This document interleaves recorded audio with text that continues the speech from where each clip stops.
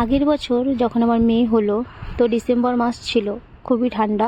তো ওর জন্য যখন সোয়েটারগুলো আনা হচ্ছিল তো সোয়েটারগুলো খুবই বড় হয়ে যাচ্ছিল, যেহেতু হাত পাগুলো তো খুবই লিকলিকে সরু সরু ছিল, একদম ছোট্ট ছোট্ট সোয়েটারগুলো বড় হয়ে যাচ্ছিল। তো যার জন্য আমি এই চাদরগুলো কিনেছিলাম একটা, এই যে 100 টাকার চাদরগুলো পাওয়া যায়, সেই চাদরগুলো কিনেছিলাম সোয়েটার বানাবো বলে। তো একটা সেট বানিয়েও ছিলাম, মানে ওই মাথায় টুপি দেওয়া হুডি যেগুলোকে বলে, ওটা একটা বানিয়েছিলাম, আর একটা প্যান্ট বানিয়েছিলাম। তো তারপরে অর্ধেকের বেশিটা চাদর রয়েই গেছে, মানে অতটা তো লাগে না ছোট্ট ছোট্ট প্যান্ট। তো আরেকটা সেট বানাবো ভেবেছিলাম, কিন্তু তারপরে আর বানানো হয়নি, কারণ আমারও তো শরীরটা অসুস্থ ছিল। তো আমি বানাইনি, আমি কেটে দিয়েছিলাম, আমি আর মেশিনে বসতে পারিনি, আমার মাকে দিয়ে বানিয়েছিলাম।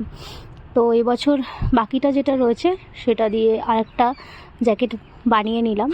আর প্যান্টটা আর হয়নি, খালি জ্যাকেটটাই হয়েছে। দেখো জ্যাকেটটা পরে আমার কি কত খুশি হয়েছে।